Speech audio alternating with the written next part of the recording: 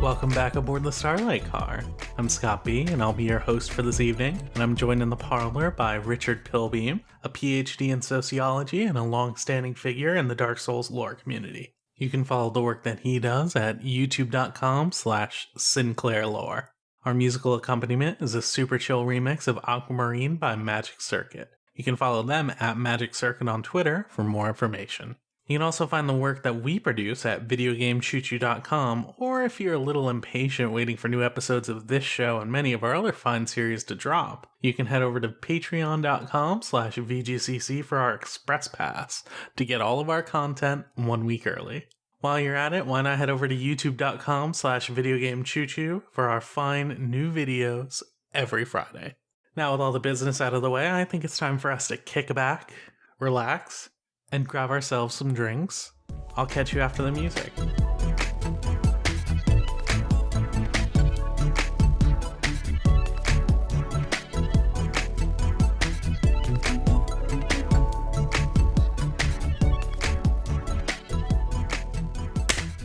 Cool. Awesome. That was a very weak clap from me, but I think it's fine.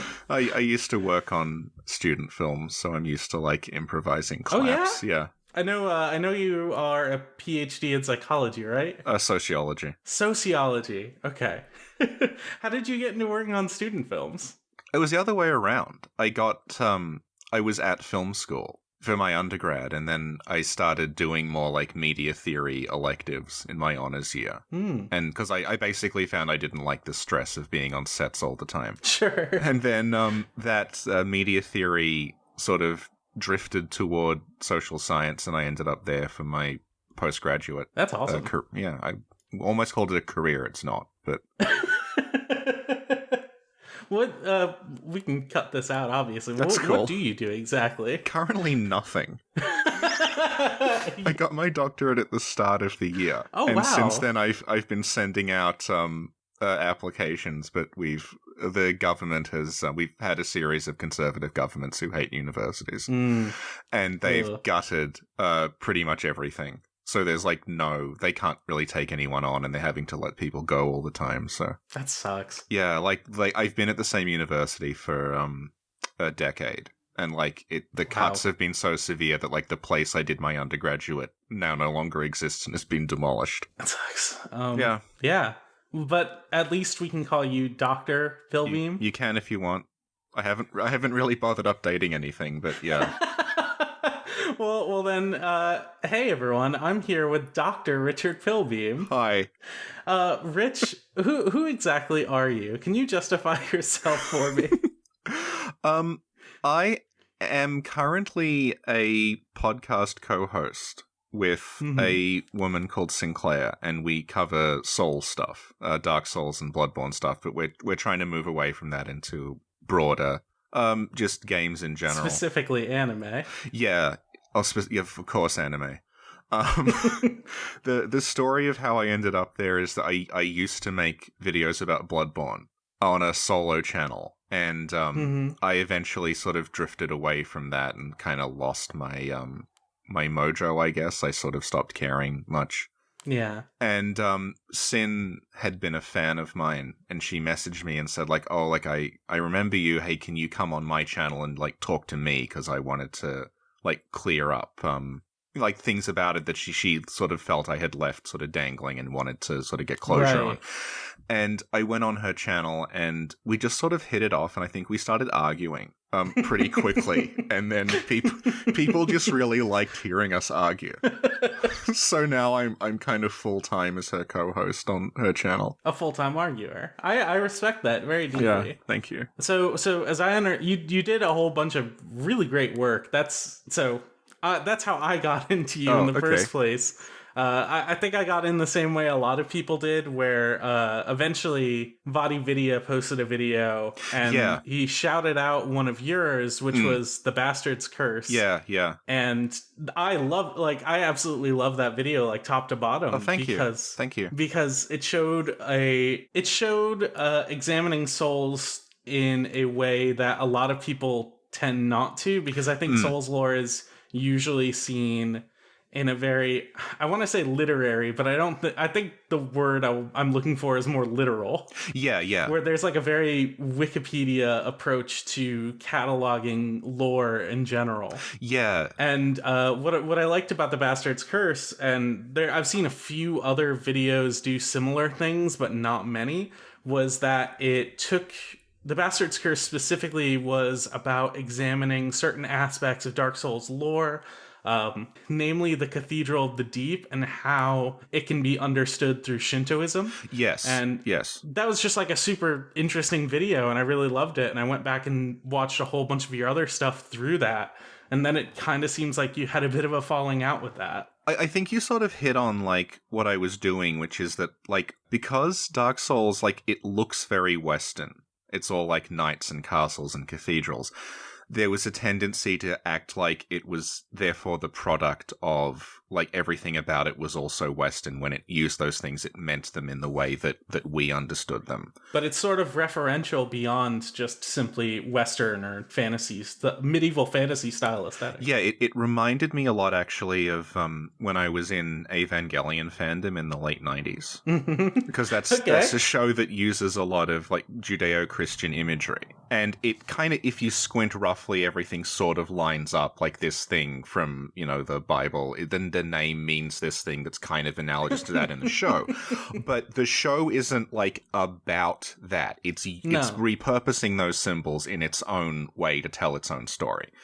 And, like, the Souls games did that as well. So you had, like, the Cathedral of the Deep is something that you mentioned. And, okay, it's called a cathedral, and it's got, like, monks in it, and it's got, like, the people in charge are called the deacons. It's like clearly calling to Christianity. Yeah, and it has all these, like, they've got like a holy book, and they've got these statues that kind of look like statues of the Virgin Mary, and you're like, okay, it's that. But that's entirely like an aesthetic that they're borrowing, but they're repurposing it to mean something else. And actually, how that place functions is it functions like you were saying, it functions like a Shinto shrine. It doesn't function like a cathedral. Because you start, like, looking at it and it's like, well, okay, but if this is, like, a cathedral, like, you know, it's got, like, fountains in it with running water, which is a Shinto purification thing. That doesn't make any sense in terms of a Christian cathedral. And there's all this stuff going on about how, like, it's a cathedral, but it doesn't worship a god, it worships a place. Like, the Cathedral of the Deep, it worships a place that is called the Deep. It's like a holy, like a cave or a lake or something. I mean, we don't really have anything analogous to that in Christianity. So trying to look at it that way was like, it's kind of a dead end. It doesn't really get you anywhere. And people were tying themselves in knots trying to explain this place. And I just sort of, like, showed up and said, well, okay, this is a Shinto shrine. And it's a shrine that's worshipping, like, it looks like a cave or a lake. You don't really get a good look at it. Yeah. But that's what it's worshipping. And this is a thing in Shinto. You have shrines to, like, you know, here's the shrine to this tree. Here is the shrine to this mountain. We don't really have anything analogous to that. So looking at it in that way, it kind of started to click. And that's what I was trying to get at. But yeah, there was a degree of pushback from a lot of people because... Really? Yeah. I don't know if you've spent that long in the fandom. Well, okay. I've been a fan of Dark Souls and Dark Souls lore stuff for a really long time. I willingly choose not to interact with the fandom. Yeah, there's not like a large contingent, but a vocal contingent of people who are just, like, completely hostile to the notion that any of it, like, is that. Any of it you can say, like they would look at that, they wouldn't understand what it was, and they would say, well, it's not supposed to make sense. It's just supposed to be this random collection of, like, symbols and ideas that you make your own story out of. So the notion that, no, it's just things you don't personally understand, but once you, like, look at it, you're like, no, actually, it's just a shrine, and, like, it's got the purifying, like, water that, you know, Shinto shrines have this purification ritual where the running water goes over you, and that, like, it cleanses the filth from you, and, like, there's this weird, like, worm woman up in the top who, like, makes no sense really, but then if you start looking at, like, Japanese mythology, you realize she's supposed to be Izanagi, who is, like, one of the like a goddess who was trapped in the underworld, and she's kind of like Persephone, and she ate this like. She sort of became corrupted by the place and she couldn't leave, and that sort of, if you read her in that way, her actions actually make sense in a way that they don't if you don't read it in that way, and things like that.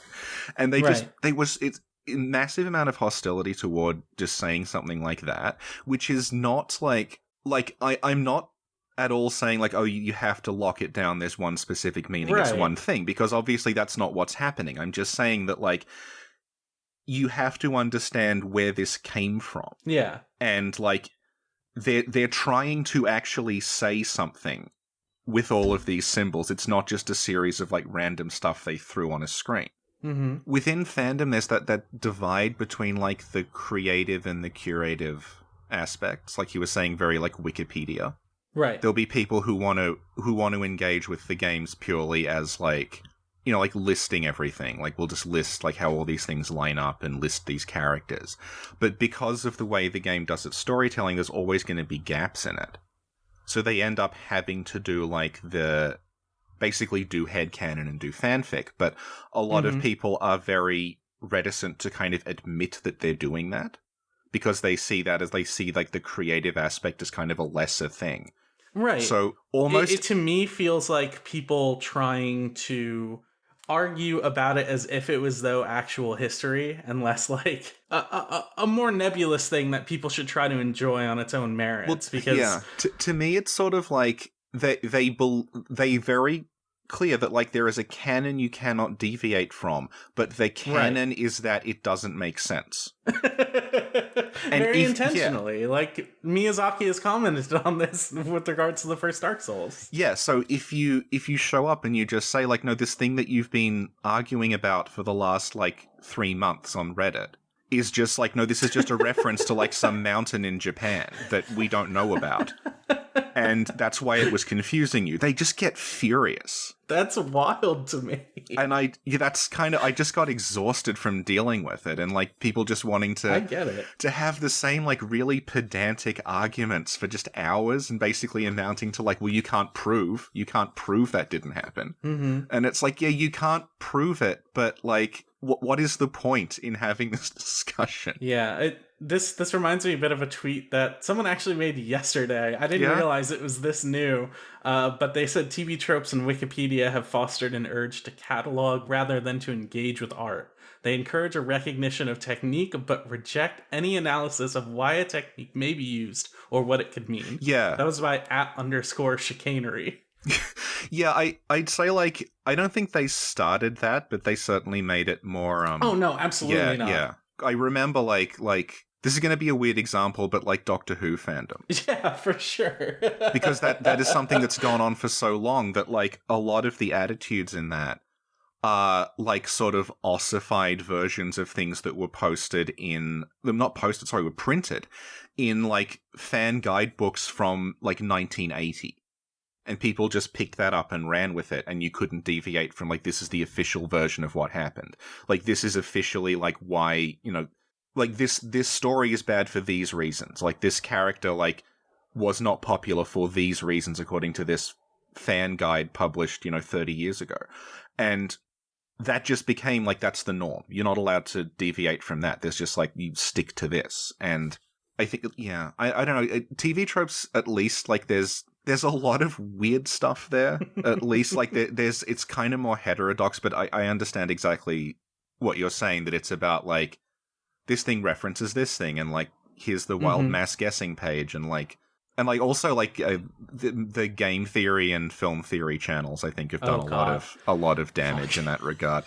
Because like, what they're discussing in depth and analyzing is, like, the most sort of... It's not really, like, the kind of analysis that you would really call, like, literary theory. It's just, like, theories about the plot. Mm-hmm. Like, or sort of weird, like, it was all a dream, or the characters in a coma stuff. Like, I remember someone saying, like, oh, it's really great that we're still talking about Bloodborne, like, 4.5 years later. And it shows that it's going to last. We're going to be talking about this in the same way they talk about Moby Dick. And I'm sitting there and I'm thinking, like... Yeah, I mean, people are still talking about Bloodborne. There is academic work being done on Bloodborne. I'm involved in some of it. But what is being discussed there is not like theory, like this character is actually this other character from a parallel universe. It's like getting at like what it is actually doing, like what is it about, how is it engaging with all of these ideas. Like that's the analysis that I'm interested in. But a lot of people, I think, like they just want sort of like explained, like who is this character. And because like Bloodborne in particular, it's incredibly like rich in terms of what it engages with and how it engages with it, and it's so like it's rich if you go into it. There's so much in there about like nationalism and like colonialism and the history of medicine and how you're trying to impose like a rational framework on something that you don't understand, and like, you know, the acceptance of madness and the acceptance of transformation as part of moving forward and things like that. That's all in there, and like, God forbid it's ever really discussed in these like hours and hours of like arguing about, you know, like why Mikolash is wearing a specific shirt. You know, it's like there was a thread on Twitter, and I've totally forgotten her name. But she was posting about like the character of Gwendolyn in Dark Souls, who is a character that like is, you can read that character in so many different ways because it's so like kind of vague in the way it's done, but there's clearly something going on with Gwendolyn about, is Gwendolyn trans? Is Gwendolyn like intersex? Is Gwendolyn this non-binary situation? And like what that means, and like what it means that that character is sort of shut away from everywhere else, but then at the same time, in being shut away, like they are also the one who is controlling everything from behind the scenes, and the way that the Dark Souls universe is presented as kind of a series of like dialectical conflicts between these binaries, and then at the end, like the way Dark Souls, when you're playing it, you're sort of at the end point of one of those conflicts where all these binaries are starting to break down and resolve into something else. You suddenly get this character who is like, we're not entirely sure how they're presented. Is this character male? Is this character female? And that becomes part of that character's backstory, and they suddenly show up at the end of this thing. And it's like, there's all this really like interesting stuff in there about Gwendolyn, but again, like, I don't know, a lot of the community don't want to talk about that. Like that thread was much more interesting than like anything else we've seen coming out of that character. I know, at least anecdotally, a lot of trans players of Dark Souls really have a lot to say about Gwendolyn. For and against, interestingly. Like, yeah. There's like, I know a lot of trans people who really relate to Gwendolyn, and a lot of trans people who say that I don't think they're trans at all. Yeah, it's a really interesting hole to go down. I don't know if we should, as dudes, that might not be our lane. Yeah, absolutely. Yeah. It's, but, I'm just saying, like, there's not a TV trope style like answer. And if there is, it's probably really offensive. Probably. So just taking it back a little bit, what got you into Souls games, like, from the beginning? I had played Armored Core a lot, the previous From Software, as a teenager, and then after graduating high school and before I went into postgraduate studies, I had no money, so I didn't really play any games. And then suddenly I started being paid to research things. I was like, I should probably buy a PS3 now, so I did. And I noticed Demon Souls, and that was From Software, and I thought, I remember them. Right. So I got into Demon Souls that way, and that was like 2012, 2013, and then I just sort of played through them all in sequence, went Demon Souls, Dark Souls 2, and then Bloodborne came out, and then kind of got me up to speed.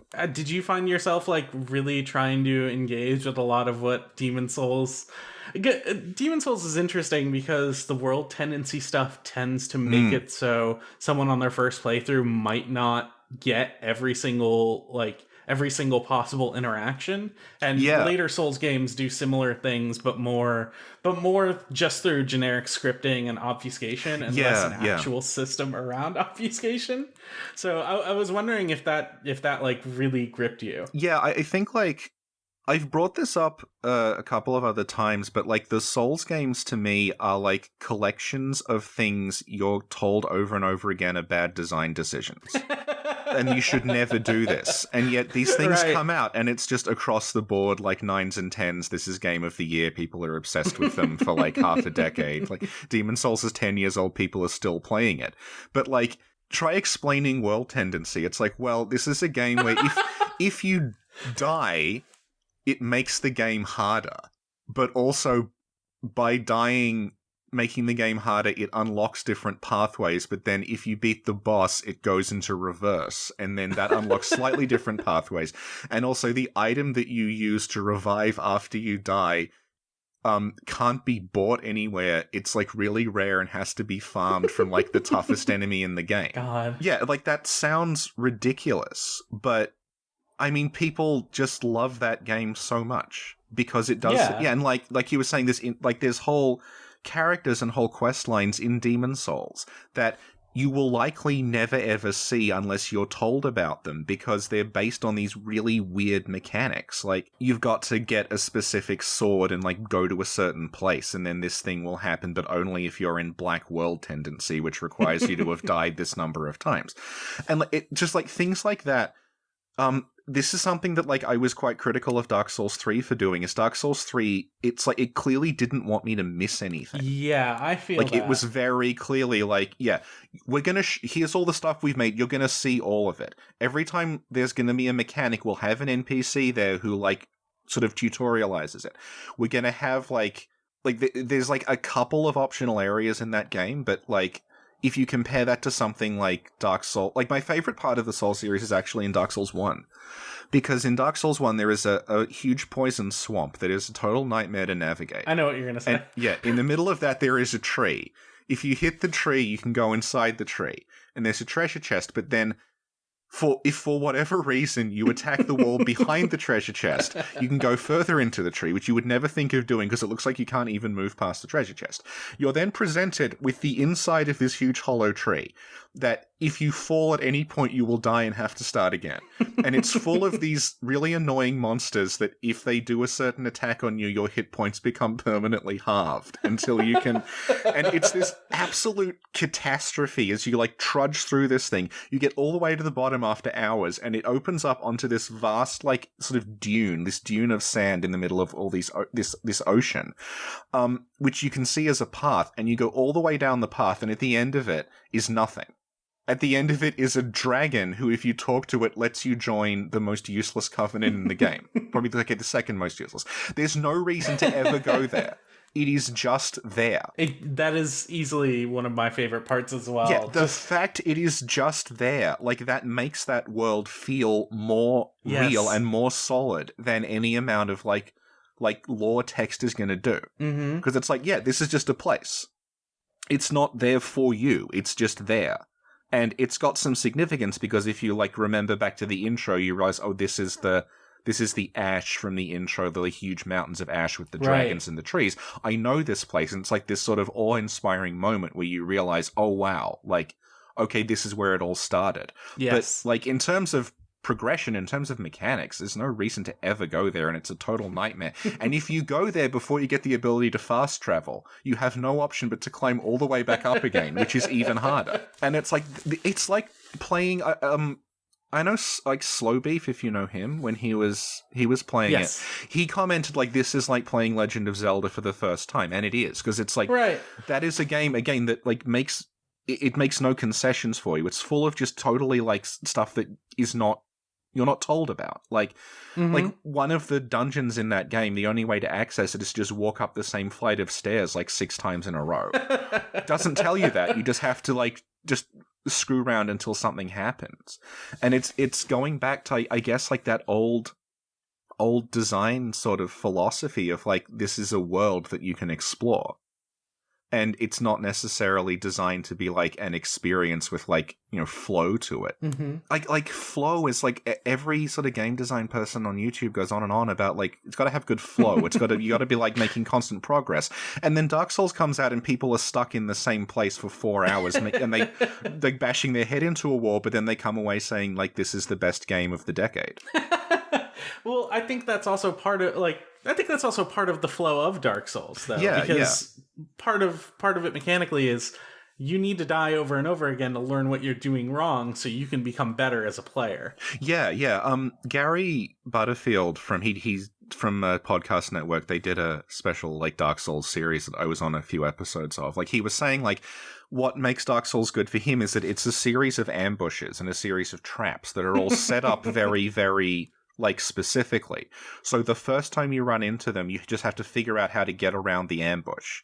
Once you know how to get around it, the second time you go through that game, it's really fast because you know exactly like, okay, the guy's going to jump out from like behind me when I stand here.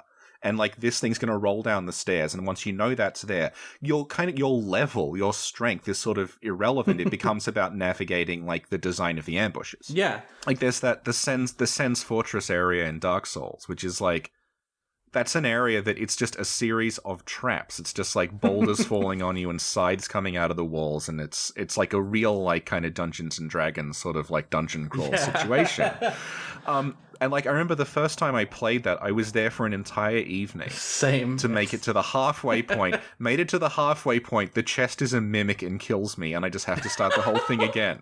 And then there's also like this whole under area in Sen's Fortress where like you can go down there, there's just nothing there. It's junk just to distract you. Full of really strong monsters. Yeah, but you can farm those monsters if you want, but again, like it's really just there because like why not? It's there. Like this is a building. This is not like it's an obstacle course, but it's not just an obstacle course. It's also like a building. It makes sense. It would have like this basement area. Yeah.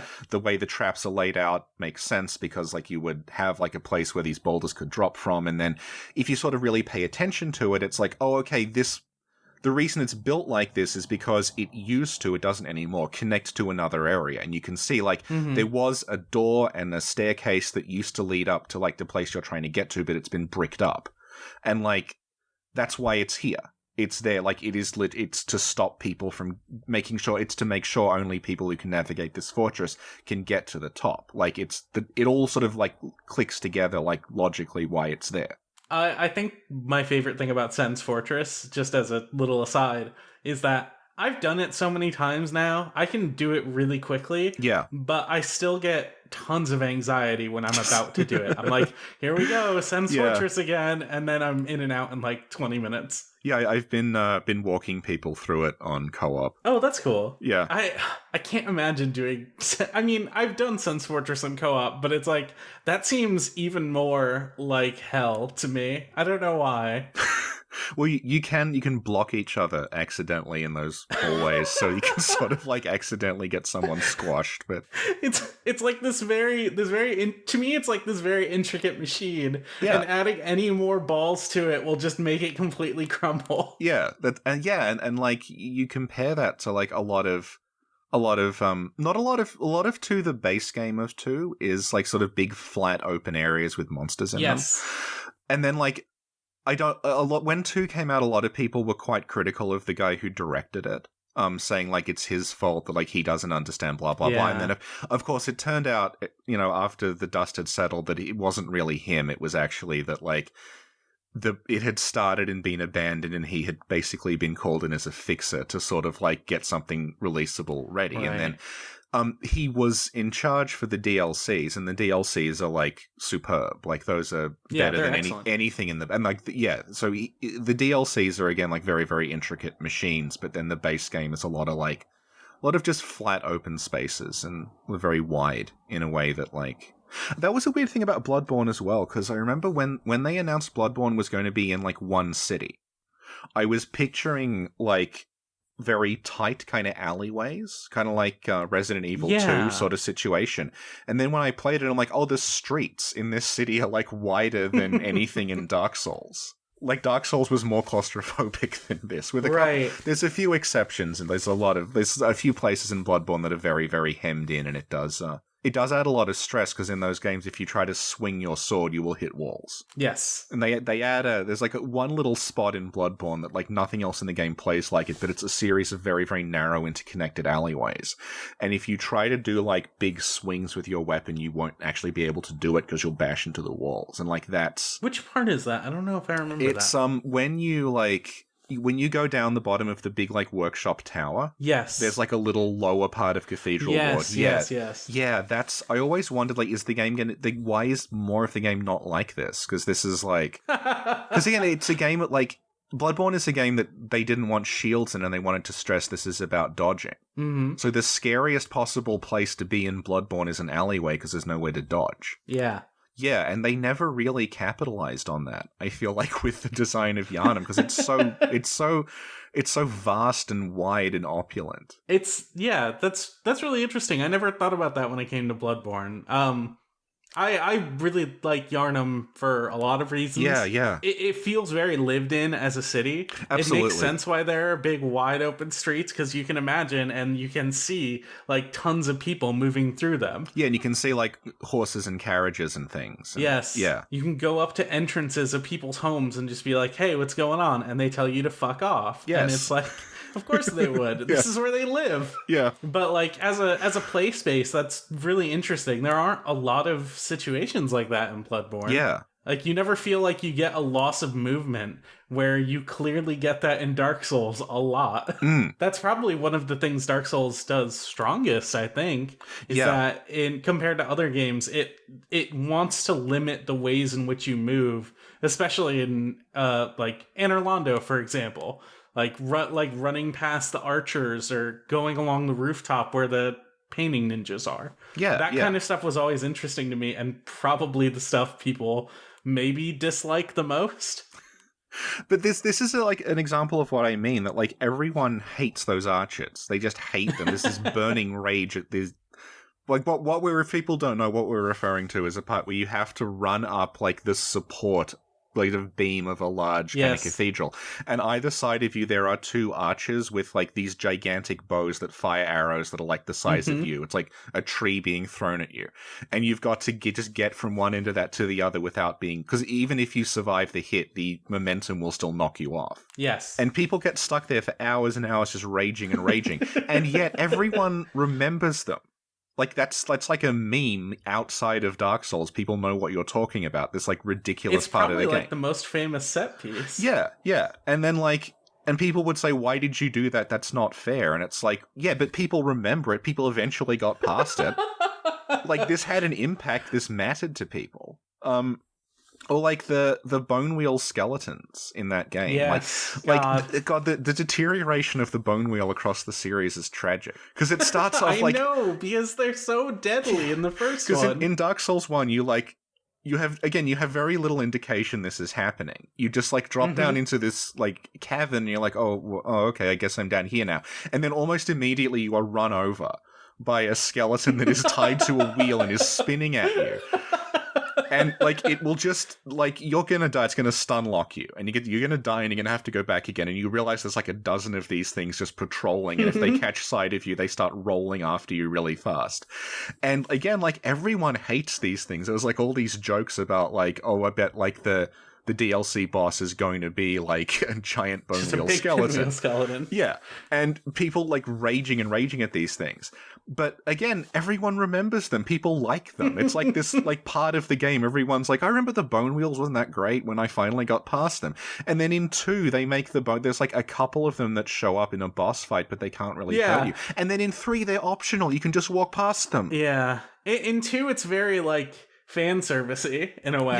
Yeah. Because, like, you when you're dealing with skeletons in a Dark Souls game, after you've played the first, are just like, when are these bone wheel skeletons gonna show up? Yeah. I don't know. When am I gonna deal with them? And then this boss fight starts where these guys summon up these, like, waves of skeletons, and then one wave is just bone wheels, and you're like, there you are. Yeah. And that's a cool feeling, but at the same time, it trivializes them really, really hard. It simultaneously does fan service and puts them on a pedestal while also not doing them any justice. Yeah, they're not difficult. You can actually just kill them as they're appearing before they get a chance to... Yeah, I feel like it has an interesting feel to it when you overcome things in these games, because, like I was saying, it's really about, like, understanding the mechanism that you're engaging with, more so than it's about getting stronger. Right. So there's, I mean, a lot of people get kind of like, yeah, I fucking did, like, yeah, fuck you when you get past it. Like, they've, like, proven themselves on some level. But a lot of it is just like, you know, this was, like, a frustrating thing, and eventually I overcame it. And I don't feel like, you know, it made me a better person necessarily. It's just like, yeah, I engaged with this thing, and then we got through it, and, you know, we have the memories of doing it. It definitely, like, gives off a strong feeling of achievement to a lot of people. Yeah, and I think like, that's why people play the game for the most part. I feel like, yeah, because it sort of moved from, like, that feeling of achievement that I've engaged with and overcome, like, an encounter or, like, a mechanism or a puzzle, versus, like, this thing has 5 billion hit points, which is sort of where I think it started to go toward the end of the series. I don't necessarily agree with that. I think a lot of it... Yeah. I think some of the added HP is kind of a benefit to a lot of Souls bosses, because when they're weak, like, when they're weaker, you can just kind of tell, and it just doesn't feel like the same challenge. Like, Aldrich felt really, really disappointing to me the very first time I beat him. Right. Because it's like, oh, that was it. I guess I got all geared up for this long fight for nothing. But But it makes stuff like the Sister Frida boss fight way more memorable. Yeah. Like, not simply because it has, like, a bunch of phases, but also because each of those phases individually is an engaging boss fight on its own. Yeah, and I think, like again, like, when 3 came out, people were complaining about things like Frida, where it's like the game tries to trick you into thinking the fight's over, and then there's another phase, and then... But, like, unlike other times the game does that, like, if you go back in, you just have to start from scratch again. It's not like... Like, there's parts in 2 where there's, like, a 2-phase fight, but if you die during phase 2, you just start at phase 2 again. Whereas this, like, with Frida, you gotta do the whole thing from the beginning to end. And, like, people didn't like that, but I guess it's like the bone wheels. Like, people will probably, once that, you know, we've settled down a little. That's weird. That's weird to me, that hearing that people didn't like Frida, because I love Frida. I love think, Frida, and like the only other people I've talked to also think Frida is really cool. Yeah. I don't know. I don't talk to the larger Souls community, like, I don't think nearly as much as you. So I don't anymore. Like, to give a rough example of, like, this is sort of why I stopped engaging. It happened recently. Like, there was there's a saint called Saint Hubert, who is the patron saint of hunters. Mm-hmm. And obviously Hubert is French. And there was a reference to, like, Saint Hubert heals rabies, because he's a saint, and it's like one of his miracles is he could heal rabies. And rabies in French it's just called the rage. Like, it's called rage. Mm-hmm. And someone found a reference to Saint Hubert healing rabies and mistranslated it via Google as Saint Hubert heals from rage. And they were like, aha, the Master Miyazaki. This is a reference to the way that in Bloodborne, when you hit things, you can recover some of your health. You're healing from rage like Saint Hubert. And there was this thing, like, they went on and on about it forever, and, like, Sin, my co-host, like, she speaks French, she's from Quebec, and, like, other people who natively spoke French were showing up and saying, no, this is just a reference to, like, Hubert heals rabies. And people were like, well, I don't think it is. What? Because it's just like, it has to be this. It has to be that, like, you've uncovered the secret mystery, rather than just like, no, this is here because Miyazaki wanted a game about, like, rewards aggressive playstyle. And it's just like, I can't. I need to go. This is ridiculous. I'm glad I don't engage with the Souls community that deeply. I want to be clear, it's not the Souls community. It's just like a very, very small group of very vocal people who, like, want everything to be impossible to understand, basically, so they can feel clever for finding things that don't exist.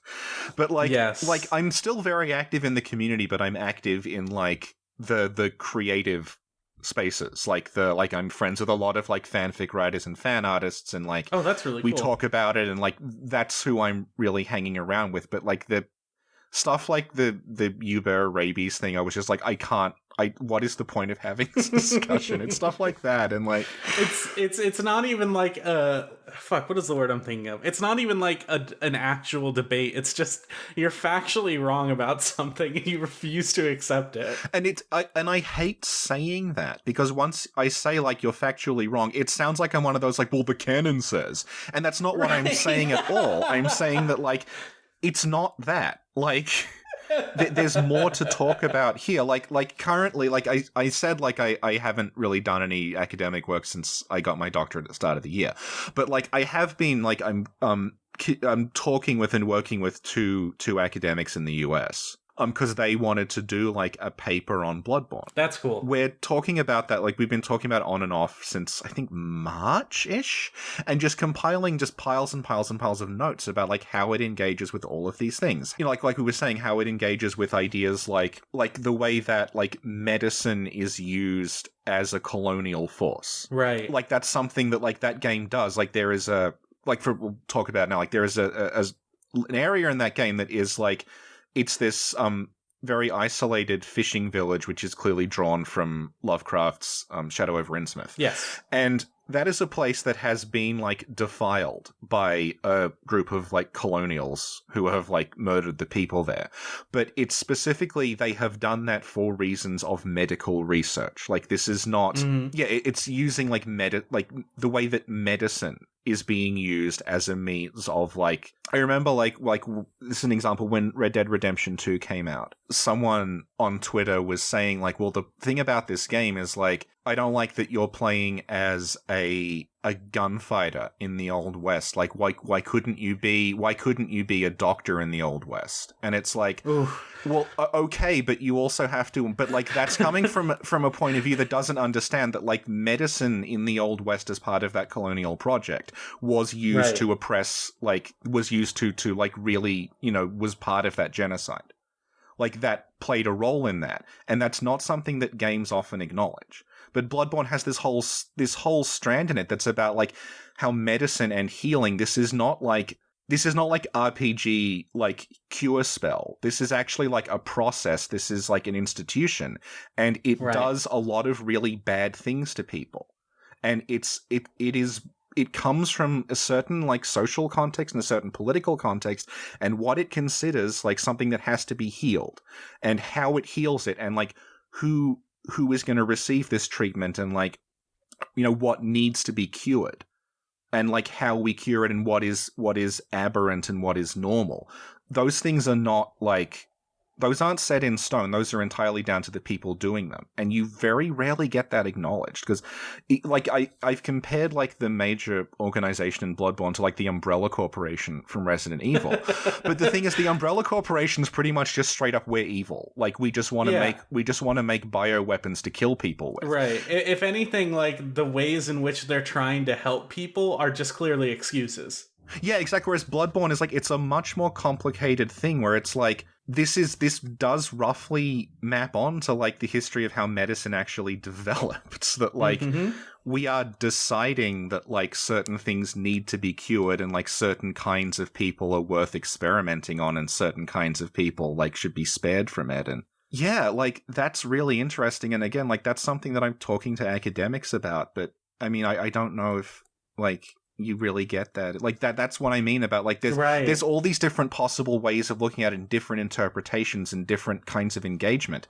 But like, which is why I don't like I guess my issue with the whole situation has been that like, in order to understand like things like that, in order to actually really get at what is going on in them, you do have to understand like just the literal events of the narrative, which are often obscured. Like a big deal with Bloodborne when it came out was that because like the Healing Church, this big medical organization, because they're so covered in the trappings of Catholicism, people were thinking, oh, this is just, oh, it's a church. Okay.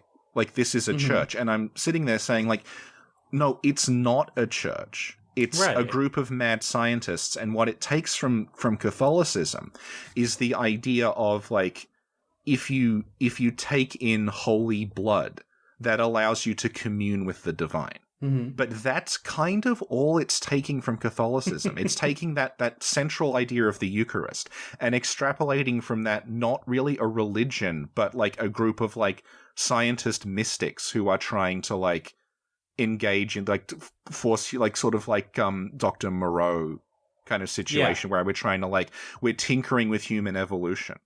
We're trying to figure out like how to, you know, we found this divine irrational thing that cannot be comprehended. So we're now going to try and impose a rational framework on that as scientists, and how that all goes wrong. And if you ignore that and you say, oh, it's Catholicism, then you miss out on so much about that thing that is very rich and very like open to discussion. And that's why I got sort of like thinking about people say, well, it's open to interpretation. And it's like, well, okay, but what you're saying is open to interpretation is like just what actually happened on screen versus like what it's saying. And that's sort of like the bind I found myself in a lot of the time with it. Like there's a boss in Bloodborne who when he's encountered, he's posed like the Pieta, like Christ on the Pieta. Right. And that's a very obvious, like it's drawing from Catholicism, like that's where that imagery comes from. He looks like Christ in the Pieta, but you can't read that character as Christ. Yeah. It's sort of like Evangelion-y in the same way. Well, but it's like, okay, if you want, you can say that's the Pieta, fine, but you can't read that character as Christ. It goes nowhere. Because it's like this guy, it's like he's Dr. Frankenstein. He's not Christ. Right. But he's posed like Christ because they have used all this Catholic iconography to do this church. And that's what I got into this situation where I'm like, can we please stop saying this is Catholic? Because it's like a little bit, but not really. It's more like, it's more like sort of, you know, the history of medicine and the way that, almost like the way that prisoners of war were experimented on in certain places. And like there is I don't want to say this like as a Westerner, like in too much detail, because I don't really know much about it, but there is a strain of like medical horror in Japan that we don't really have in the West. And like Bloodborne is engaging with that on a level that like, a Western game probably wouldn't, and that's really worth looking at it. And again, like one of the academics I'm working with on this, like she lived in Japan for a long time, so we have, and her like partner is Japanese, so we're sort of getting into that via her. And it's interesting. There's so much to talk about, but I also don't really give a shit about the timeline, which is what everyone else wants to talk about. And I'm like, I don't care about the timeline. I care about like why these cause and effect things actually happened. I would love to read that paper when it's finished. Well, we don't know. It's probably going to be about 40 at this point because there's so much to say. And like someday, I love Bloodborne. I will gladly read something about it 40 years later.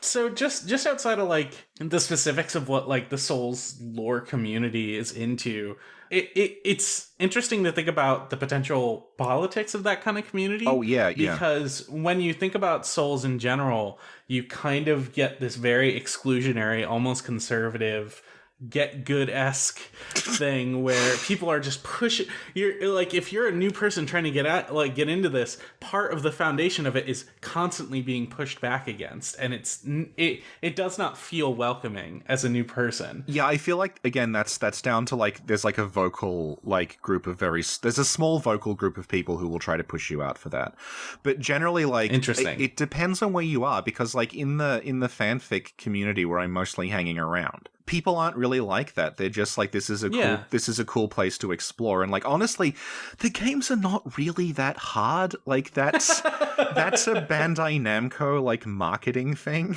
Yeah, Prepare to Die edition and all that. Yeah. And it's like, okay, this is like, it's hard. Like I think the issue is when it came out around the same time as Skyrim. Mm-hmm. And Skyrim, like, and aesthetically they're sort of similar. Like this is like a European kind of esque fantasy world, and like you're running around like fighting monsters with a sword and stuff. But like, again, like Skyrim is a game where like you can just sort of like, you're kind of untouchable in a lot of ways. Like you're not really going to die. And like, I remember so many Dark Souls playthroughs, they would start with you would go to the hub and there's like one NPC there.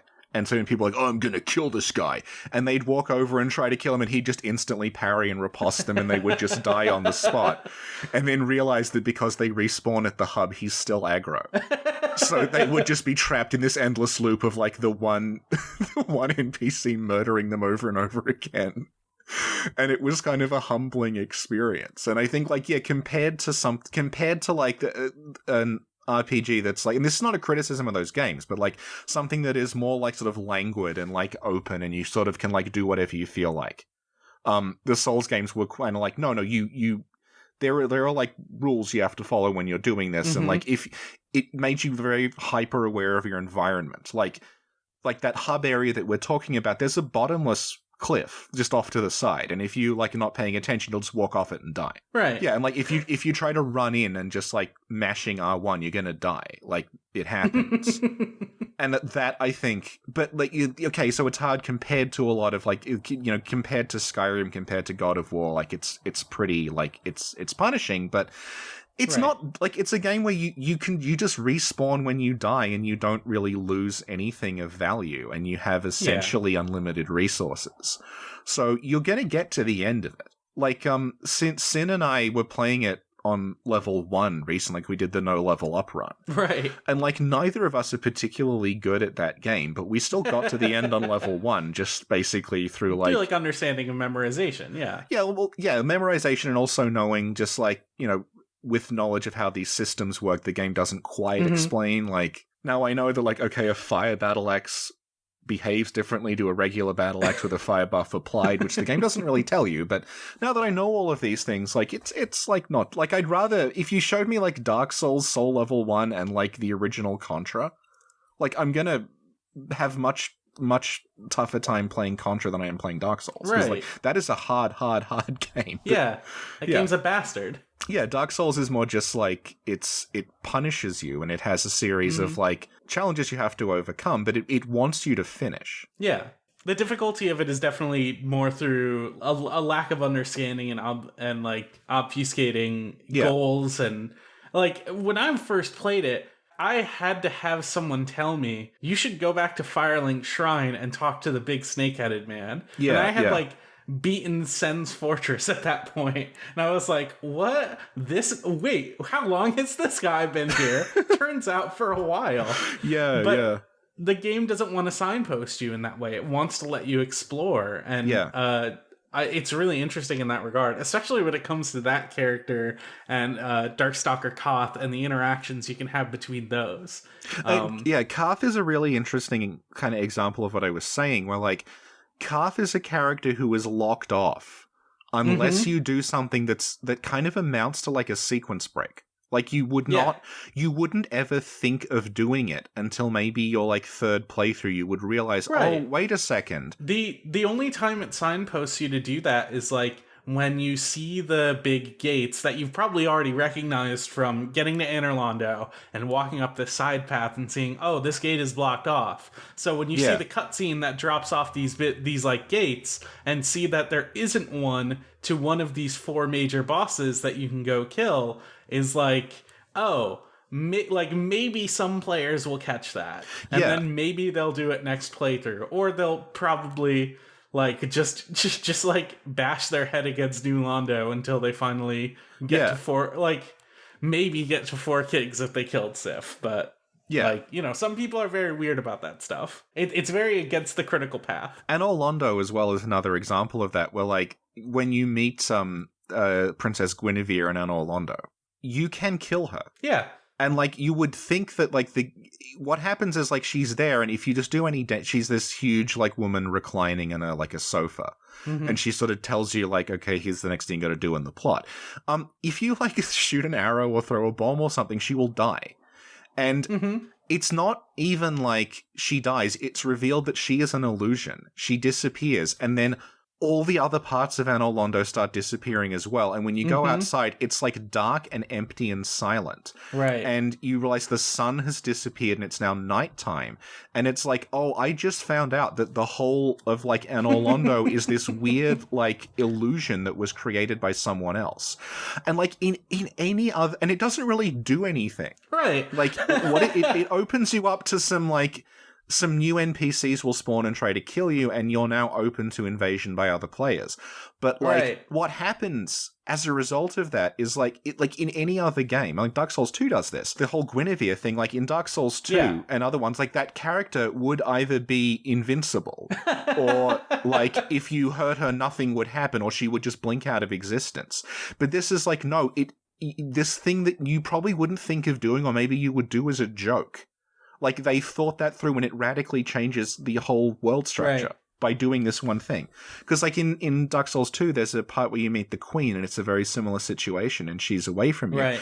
You can fire arrows at her all day, and, like, it does nothing, and eventually... And she just leaves. Yeah, she'll, like, ignore it for a while and then disappear, whereas in this, it's like, oh, yeah, and, like, I just found out something about the world that I didn't know before as a result of just... Like, they thought everything through on a level that, like, you don't often see. And, like, I guess, like, something I've tried to do with Sin is to go back to older From games and point out that, like, a lot of the things in Dark Souls people say, like, Dark Souls did, they come from, like, these are from sort of house standard things. Like the King's Field games. Like, Dark Souls seems a lot less radical if you've played King's Field. Because, like... Kingsfield does, like, the big interconnected world, the like, not really being told anything, but having to get it from NPCs, and the NPCs are very cryptic, and, like, the way that, like Kingsfield begins with, like, there's just an enemy, if you go too far to the left, it will just kill you in one shot, and you'll just have to start the whole game again. And it does, and Kingsfield does that, the sort of ambush thing that rewards you for knowing where everything is, because, like, in Kingsfield, there is a very, very strong sword that is in a cave full of skeletons behind a waterfall. If you go there when you've never played the game before, you will be killed by the skeletons because they're extremely strong. But if you know ahead of time, okay, the skeletons are here, you can make a beeline for that sword, grab it, come back again, and, like, you're now much stronger. And it rewards that sort of, like, it's very Soulsy playstyle, and, like, the way that, like, you know, it has the Estus Flask system in it. You get flasks in that game that you have to, like, you refill them to get, you know, equipped to, like, heal yourself, and it has a... That's interesting. You know, there's, like, and there's, like, places in it where, like, there'll be 2 or 3 ways to get to one place, and, like, it'll turn out that, like, there's an NPC who wants some, like, vast amount of, like, he wants to trade items with you or wants a whole lot of money for a key. But then it will also turn out that if you just know the layout, you can get to that place without the key. Right. Things like that. And it's that sort of stuff is, like, From have been doing this for, like, 25 years. That's really interesting. Since, like, Kingsfield's, like, 95, I think. And they've been, like, since then, like, prior to Souls, their big Western success was Armored Core. So people, if they knew them at all, knew them from Armored Core, but not from this, Are you excited for a potential Armored Core game after they've made these Souls games? Oh, God, I'm so disappointed, actually, because I remember when Sekiro was just announced, there was an interview with Miyazaki where he said, like, our projects are, like, we're doing the successor to Dark Souls, and we're also doing a reboot. And at that point, I'm like, oh, Sekiro, successor to Dark Souls, so Armored Core must be the reboot. And it's like that Simpsons joke where, like, Homer's there with the pennant, and mine just had, like, Armored Core written on it, and I'm just sitting there, like, waiting. And then it turns out that, no, the successor to Souls is Elden Ring. And the reboot was Sekiro, because that started off as Tenchu. That's interesting. So I can understand the Tenchu connection. I just, I don't know. It feels so... whole as its own thing. I feel like with Sekiro, there's almost a point in it where you can, like, it's not this, like, blunt, but there's a point kind of, I think, like, after the first encounter with Owl, where you can say, like, okay, the game has kind of changed now, like, what it's about. It starts to get more fantasy based. You start running into, like you encounter, like, another, like, defiled village where people went seeking a cure that's like, oh, this is very Bloodborne. And prior to that, it's been, like, sort of fantasy-ish, but very grounded. Like, there were monsters, but I was basically just fighting people. And now there's, like, fish monsters and, like, a huge, there's, like, ghosts and things and, like, children ascending to heaven. And it's like, we're here again. And again, like... I've been looking for a good excuse to play through Sekiro again. It's harder because... I really love going into Souls games and making a build and like trying these different play styles, and you just don't get that with Sekiro. And for better or worse, because I think Sekiro on its whole is a very well constructed and very fun game. I just have little urge to replay it, and if I played it on PS4 originally. I want to do a New Game Plus, but if I replay it, I'm probably going to replay it on PC. Yeah. So it's like, if I'm like in this weird spot where I'm like, do I just start a New Game Plus here, or do I start a new game here? And it's like, I don't know if I want to invest that much. What you said about builds is like, it's interesting given that like there's certain like parts of the fandom that I hang around that are maybe not the sort of mainstream understood idea of what the fandom is like, because these are people that have like played through like Demon Souls, Dark Souls 2, Bloodborne, Dark Souls 3, all the way through platinumed them. Really, really into them. The second it was announced that in Sekiro you have to play as Wolf, you don't have a choice over who you are, and there's no builds in it, they just said, I'm not interested. Right. Even if like at this point the gameplay had been identical to Souls, because what matters to them is the creative process of creating my own character and taking them through their personal adventure, and they don't necessarily care about what Wolf was doing. And I think Wolf is a really cool and interesting character.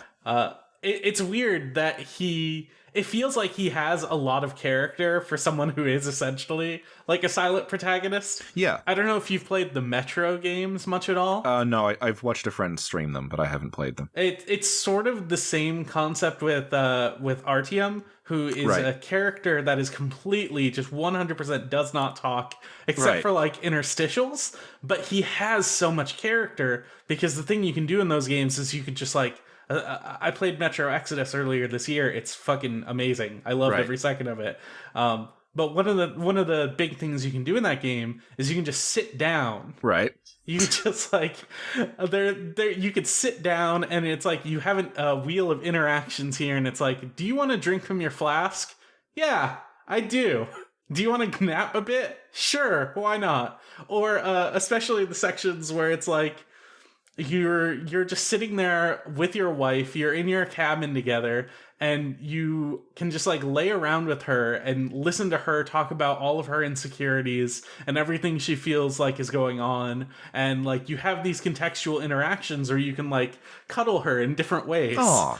And it's like, it's cute. And it's like, it tells so much about who this character is that these are things that are priorities to him, and they're purely mechanical. Yeah. It's so cool, and I feel like Sekiro does not exactly the same thing, but if you play the game in certain ways, you get this like vibe of what kind of ninja this dude is. Yeah. Because you're not going to get certain endings unless you're like perched up against walls trying to eavesdrop on conversations with your friends. Yeah.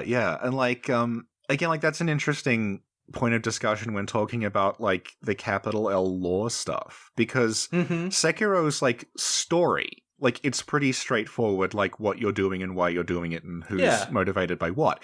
But there's again all this interesting stuff in there, particularly around Genichiro, about like extreme nationalism. Yeah. And how like pride and love for your country gets turned into something that's toxic and destructive. And like I was talking to a friend about, actually it was Talia from No Cartridge. She was saying like, yeah, if you took Genichiro's lines out of context, he sounds like the hero of like any other game. Because he's saying like, I will, as long as my heart is beating, this country will never die, and I will lay down everything. I will lay down my life to protect Ashina. But while he's doing that in the background, the way he's doing it is killing everyone. Yeah. He is like this rot that is spreading through the country. Everyone is dying and like being drained and becoming sick because he is this extreme nationalist who is trying to recapture like this nostalgia for this past where Ashina was glorious. And he's so desperate to get back. And the Bloodborne does the same thing. It's like, there was a past where everything was perfect and we will sacrifice everything to get back there. But then you're aware that past never existed. That like there was never a golden age, and trying to bring it back is destroying the present. Yeah, and like the guy who ends up taking down Genichiro is this wanderer who doesn't belong anywhere, but he is at the core motivated by like love for someone, and it's like that's that's really like again, like Genichiro sounds like he's an Attack on Titan if you listen to him. But the game just straight up presents him as like, no, this guy is just like this weird fascist lunatic. Like, don't be this guy. And it's like, again, like not wanting to go too much into Japan because I am not like, it's not something I know enough about to make authoritative statements on, but like it's pretty clear that like extreme nationalism is a thing there, and Miyazaki is engaging with that through that character. Yes, absolutely. Yeah, and again, like Bloodborne, like the whole point of Bloodborne is like this city where everyone is massively xenophobic and thinks that everything that's gone wrong in the city is because outsiders' blood has mixed with their blood and polluted it. Right. And that's what's driving them. And then you realize, no, it wasn't that. It was that at the core of it, this church, this like thing that said they were healing everyone, they were the cause of it, but the people don't want to accept that the cause was internal, so they turn to blaming outsiders. Right. And again, that's something that's like, is that ever... I don't see that discussed very much, like in the... I see it discussed in... No, of course not. No, I see it discussed in, like, articles on Bloodborne that are, like, written, like, when people sit down and write about it. But you won't see... Like, I don't think videos really engage with that, the YouTube stuff. It's all about, like... Yeah, there's so much stuff in there that's, like, that I'm interested in, but I don't know. I just remembered a quote from Hidetaki Miyazaki that I'm looking up right now because I can't remember it exactly. Yeah, he gave an interview with IGN where he said, personally, a world that is happy and bright is something that just doesn't feel realistic to me. It may sound like I have trauma or something, but I believe that the world is generally a wasteland that is not kind to us. That is just the way I see it. And you definitely see that evoked in certain, like, socio-political ways through at least Bloodborne and Sekiro. Dark Souls somewhat, but I don't think nearly as strongly. Dark Souls is kind of hamstrung by the fact it got a sequel. There's a lot of critical work being done in Dark Souls, but it feels way more critical of modern game design than like stronger political theories. Well, yeah, because I mean, Dark Souls is like... I feel like, again, this is an issue with, like, stuff that gets kind of mangled in translation. Mangled is too strong a word. The translation's very good. Like, it's extremely well done, but there's just some, like, words and some concepts that just, you can't really translate them across. Yeah. And I feel like one of the problems with Dark Souls is that people got very into the idea of cycles. Mm-hmm. That it was, like there's like the light and the dark, and they're like pulling against each other, and like it's like the two sides of the Force in Star Wars, and like who can say who will win. But really, like, what it's doing is, like I was saying, it's this like dialectical process where like you introduce light and fire into the world then changes and it cannot change back. But the world it's changed into is itself not stable, and it's going to slide towards something else. And what it's sliding toward, you don't really know. Like, you don't really have control over this thing. You get a little peek in the DLC at, like, what a world without fire would be like, and it's completely monstrous and weird. But when you think back to the beginning, like, before fire existed, like, the world that exists now is monstrous and strange in comparison to the world before fire. So it's like, things are just, like, it's just keeping on and keeping on. And, like, when the Dark Souls 3 kind of gets at this, that, like, okay, when this dark thing takes over the world, that is going to have to subside at some point, and what comes after that. Right. And, like, that's what it's getting at, but again, we got hung up on the idea of cycles. And it's like, it goes light, dark, light, dark, light, dark. It's like, no, it goes like light, dark, who knows?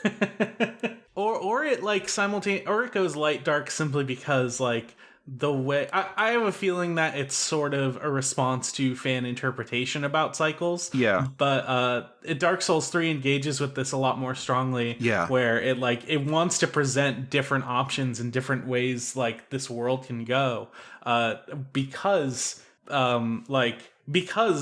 people have resonated so strongly with the idea of cycles. Yeah. Like Dark Souls 2, when it originally launched, only had one ending. And it is sort of a bad ending because you don't immediately jump into New Game Plus the second you finish. You have to go and actively make that choice. Yeah. You have to go and accept that you have made you have made this journey, you've done this great thing, and it has ultimately changed nothing. Yeah. And like, you know, over the course of DLC, they eventually like they show you how to cure the curse. Yeah. And it's not like an actual cure, but it's like sort of a cure that you can do to yourself. And it's like, okay. And then they present you with the other option, which was the option you could do in Dark Souls 1, which is just walk away. And it's like, all right, sure, fine. Yeah. I guess if you want to go that way, like people generally liked that you had the option to do that. So yeah, but it feels like less. It doesn't feel as strong of a message as just saying you changed to nothing. I think this is another like things that got sort of lost in the translation process, because like I've been talking to a guy who is a freelance translator about this. Mm-hmm. And he's been going over Dark Souls 2, and he's saying to me, like, no, people miss this. What it's saying is, when you sit on the throne at the end of Dark Souls 2, that's not saying it's the end. It's saying you've come to the point where you can now make the choices that matter. Right. But again, that's maybe not terribly well communicated, because people were assuming the ending of Dark Souls 2 just meant you save the world, when it's really, it's like, it's supposed to be like the end of your journey is you become the person who can then make the decisions. Right. But we're not going to show you that. I guess maybe like the ending of Planescape Torment. Like, it just shows you your character, and then it fades out, and it's like, okay, well, what my character does next is up to me. Like, how I think they would act. There's also, just interestingly, like, there's only one character that actually recognizes your sovereignty at the end of the game. Yeah. And that's the cat. Yeah. Xiaoqua is the only one who goes, oh, hey, you're a lord now. I guess that's cool.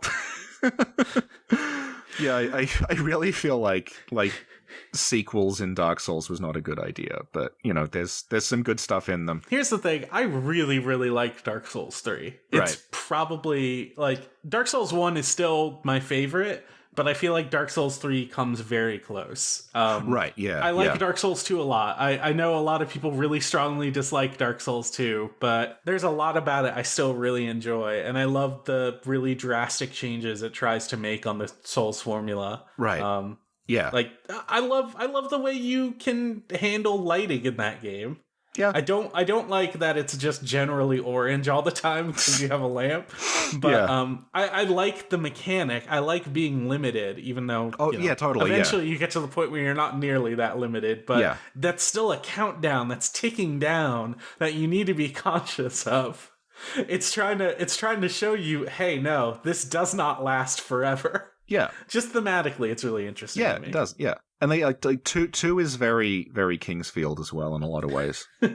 I have never played a Kingsfield game. I mean, I haven't even like watched Let's Plays of them, which is probably what I should do at this point, but they seem really interesting. When you mentioned Kingsfield earlier having an Estus Flask-like system, that is so strange to me because in my head, Estus Flasks were always a response to how the healing was handled in Demon Souls.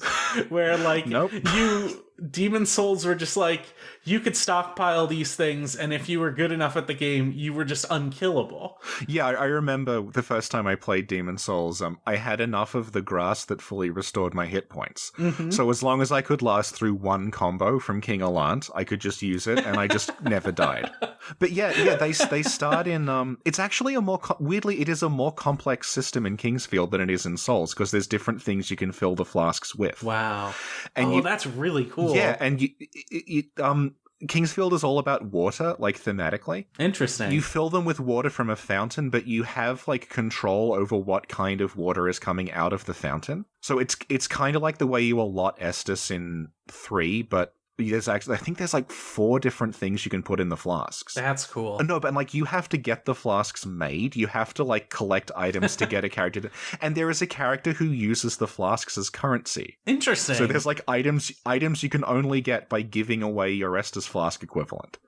But at the same time, this is a game where you maybe have like 20 of them. So you think, it's maybe I do. Like, it's not like I'm going from 5 to 4. I'm going from like 20 to 18. So maybe it is worth sacrificing it to get this item. And like, It's just such a weird thing, but the economy of Kingsfield is the most interesting part of it. It's all these different, everyone values different things differently, and like different things you have to constantly weigh up like the use versus the exchange value of different things, and it's such an odd game, and like it got a Western release, but I remember it came out and it didn't, from memory, get very good reviews because it's extremely slow. Yeah. And like if you've got that and it's against like Ocarina of Time, like it's not gonna look great. Yeah.